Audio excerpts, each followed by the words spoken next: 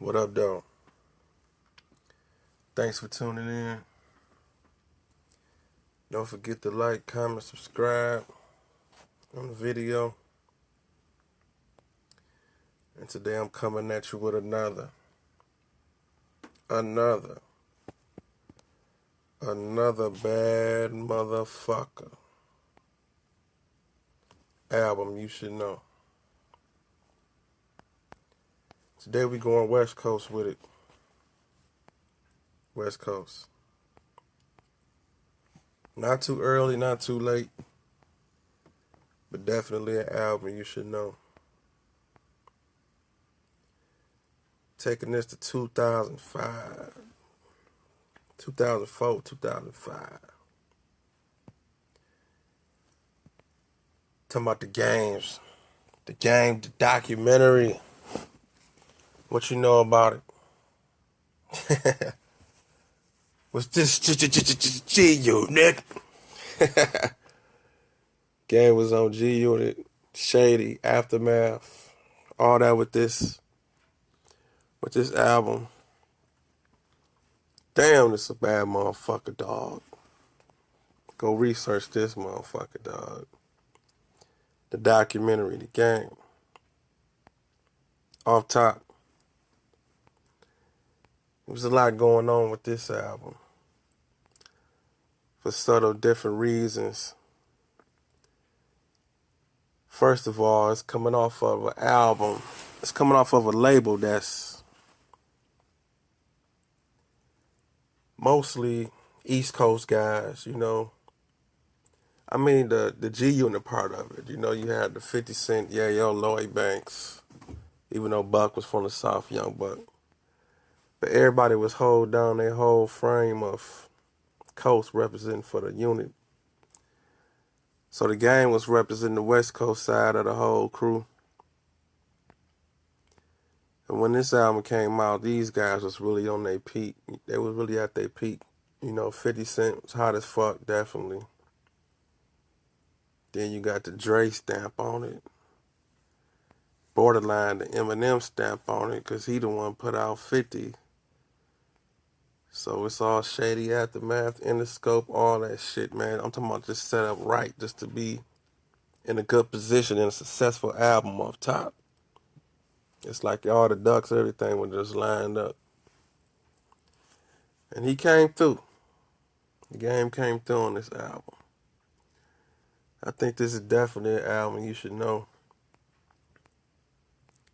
Lyrics tight, beats banging, subject matter. It's like songs you could ride to, just listen to, smoke to, coast to. The album starts off, you know, you got the West Side Story. West Side Story. It just sounded like a just straight up this introduction of, okay, well, we the unit, but hey, I'm representing for the West. Let's get it. You know? So he talking this shit. This album was led off with the single Hate It or Love It, which was steaming. That motherfucker was steaming at the time. Like I say, 2004, 2005, these boys was doing it. So you had 50 Cent leading off on the hook. Matter of fact, this song, the version that's on here was the version of the game by itself, but they played both, but the remix, that one got played just a little bit more.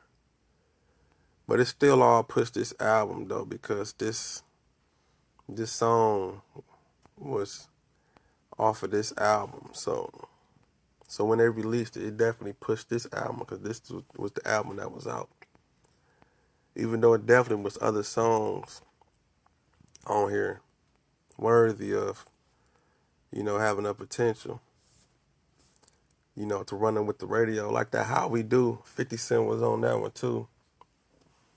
That's why I think it was a lot of that riff and shit going on, because, you know, when these guys parted or whatever, because it's like the main big songs, 50 Cent was a part of them, whether he wrote 20% or whatever percent, you know, his involvement was still on them big singles. So either way it go down the line, you know, it was a 50 impact on this album, definitely. No matter how you look at it. But Game definitely held his own though. Some of my favorite standout joints, man, shit. You had joints like Dreams, you know what I'm saying? Had some Kanye production on there. That did it. Kanye. That Don't Need Your Love, that was my shit with Faith Evans. Matter of fact, Havoc produced that one. That was a good collab to seeing that happen, to see Havoc from Mobb Deep produce a song for a West Coast artist like The Game. You can definitely tell that the Game is a student of hip hop. I know he get a lot of flack sometimes for name dropping and putting people's names in this music and songs, but to a certain extent, I think it's just the love of the passion. So he just be giving it up, you know, which a lot of people don't do. You know, some people can't even say another rapper name or another person name and want to give some credit, you know, because of their ego or whatever, or how they feel about things. So it's like a twofold situation, because sometimes you can do it and get respected for it, and sometimes you can do it and people might just think you just it's name dropping to be name dropping. Like you overdoing it though, but I fucks with it. You know, I feel like it's paying homage and just throwing it in there. You had Put You On the Game, which produced by Timberland. That was a bad motherfucker too. Go research this album, dog. Just gonna ride to it. I don't know what city you in or where you at, but just hit you a corner or two to this boy and just zone out. You know, like I say, the production was dope, the lyrics, the subject matter. It was a variety. And it's like the songs play in order. I feel the songs was in a good line to catch the different moods, which I talked about that in my Tupac video, Me Against the World album. You can go back and look at that one and check that one out when I was talking about things of the nature when you put your songs in a nice, decent order, like knowing the different grooves and tempos to where the songs can fall in line to where you just can vibe on out. You had that Where I'm From with Nate Dogg. It's a straight up thumper, you know what I'm saying? It just, man, it had that bounce. It had that West Coast in it. I'm pretty sure that was a Dre disco. You had joints like Don't Worry. You had Mary J. Blige on there. Man, them vocals. That was a bad motherfucker too, man. Just to get blessed with Mary J. on your album like that. The budget definitely had to be nice for this motherfucker. But they did it though. They did it. Go research this album. The Game documentary. Tell me some of your favorite songs or the songs you was fucking with on this album. It's definitely a nice piece of work, man. And The Game still doing his thing. One of them artists that came out that was holding down the West when, I ain't gonna say the West was folding up, but you know, it was like, I mean, on a big scale though. I mean, don't get me wrong, everybody's still gonna flourish, especially in their region. But I'm talking about on that broad scale. I mean, the Game was holding it for a minute, you know, after the Snoops and things of that. You know, don't get me wrong, it was others though, but like I say though, just look who he was affiliated with and who was around.